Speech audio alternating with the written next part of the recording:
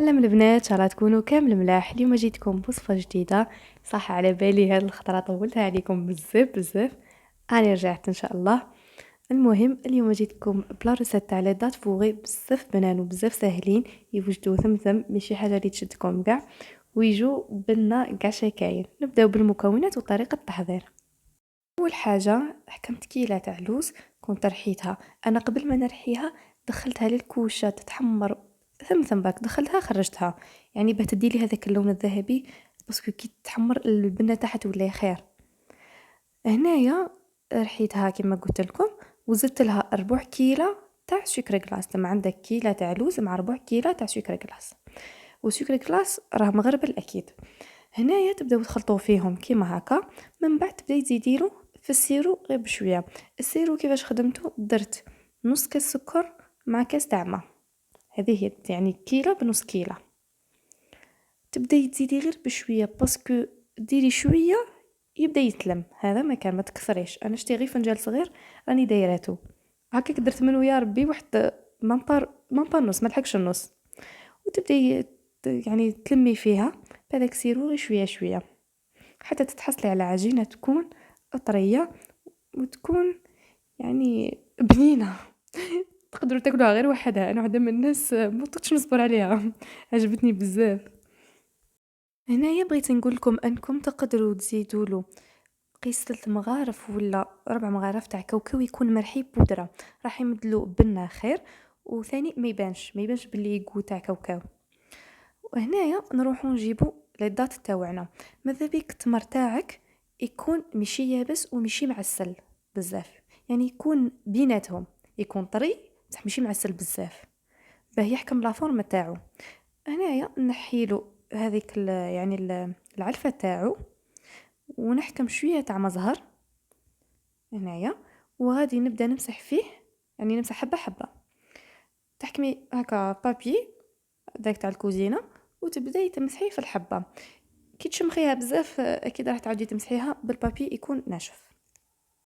كيما هكا راح نيفيتيو اي غبره ولا اي حاجه تكون على لي دات تاوعنا. وثاني الاخر تاع المزهر ما يبانش، ما غاديش تبان.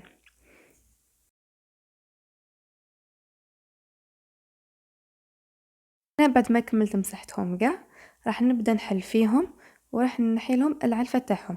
يعني اللواله اللي كانوا في العرجون وتنحت العلفه نتاعهم ديريكت نحيتها، وهذو راني نبدا نحل فيهم وحده وحده. كي نكمل الكونتيتي تاعي كاع راح نجيب هذيك، يعني الاخر تاع اللوز، نحلها ونبدا نكور فيها. هنايا يعني تقدروا ديروا طريقه اللي تساعدكم. تقدروا انكم تحكموهم وتبداو توزنوا فيهم حوالي واحد 10 غرام ولا كيما تبغوا.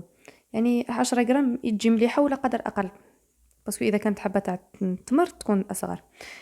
يا تبداو توزنوا فيهم ضربه واحده من بعد تبداو تحشوا في التمر تاعكم، ولا ديروا كيما انا توجدوهم ديريكت. ولا طريقه ثالثه، يعني ديروهم هكا طوال، ديرهم كشغل حربوش، وتبداو يعني تحطوها في التمره تاعكم وتقطعوا الزياده. دوك نوري لكم كيفاش. كيما هنايا حبه ديريكت ندخلها ونحي الزياده،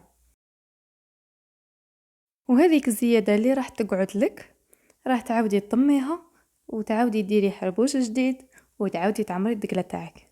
يعني كيما هكا انا درت كيما هكا وكملتهم كاع. هي من الاحسن ديرهم حرابيش ديريكت طوال وتبداي تعمري ضربه واحده كيما انا هنا. كملتهم كيما هكا، عمرتهم، وهذا مكان.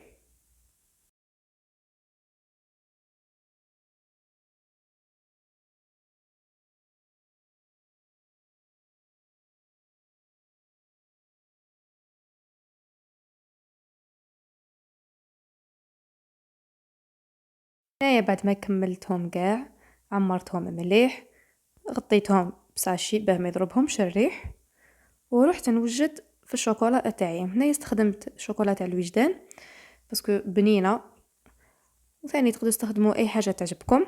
تبغوا ديروا شوكولا بلون ديروا شوكولا بلون، كيما يعني الحاجه اللي تساعدكم. التزيين راح يبقى اختياري. الور ذوبتها في الميكروند، وزدت لها مغرف كبيره تاع زيت. بعد هنايا جبت هذيك الدقله تاعي وبديت نكلاصي فيها حبه حبه. انا نص الكونتيتي غطيتها بالشوكولا، ونص الزاوج خليتها هكاك، يعني هكا ما غطيتها بحتى حاجه ابار، يعني درت لها غير تزيين من الفوق. ايا هنايا نبدا نكلاصي فيهم حبه حبه، والتزيين راح يبقى اختياري. انا هنا حبيت درت لهم شويه تاع كاوكاو مرحي هكا، يعني خشين، ماشي خشين كاع بزاف مي متوسط نورمال. وحبيت درت لهم لي نوازات من الفوق كيما هكا. شو شحال شابين. هنايا انا نروح الحبات اللي خليتهم كيما هكذاك، هذوك شغل كي تبغوا تحطوهم تغطوهم بالسيرو، يعني ماشي تغطوهم، يعني غير تفوتوا لهم بانسو تاع السيرو باه يعني يعطي لهم هذيك لا بريونس. هنايا ثاني زدت لي نوازيت، درت يعني غطستهم في هذاك السيرو وحطيتهم فوق هذيك التمره، يعني فوق هذيك التمره. كل حبه تاع تمر ماذا بكم يعني باه تثبت لكم الحبه تاع لا نوازيت هذيك، اثقبوها هكا غير شويه هكا غير بصبعكم، ثقبوها هكا وحطوا النوازيت تاعكم. من بعد زدت لها شويه هذاك الورد المجفف، يعني التزيين تقدروا ديروا فوي دور، تقدروا ديروا البيستاش من الفوق، تقدروا ديروا اي حاجه من الفوق. وماذا بيكم اذا درتوا البيستاش ولا نوات كاجو ديروا لها الجلوكوز احسن، يعني باه يبقى يبري ويشد غايه. درتهم في الكيسات هذوك الصغار وشوفوا حطيتهم في الطوبسي، شوفوا بزاف جاو شابين يعني صراحه. والبنه ما نحكي لكمش، وكل ما يقعدوا كل ما يولوا خير. المهم ننصحكم تديروهم باسكو بزاف بنان وما غاديش تندموا عليهم. اذا جربتوهم اكتبوا لي في التعليقات كيفاش خرجت لكم، والى اللقاء في فيديو جديد مع وصفه جديده. باي.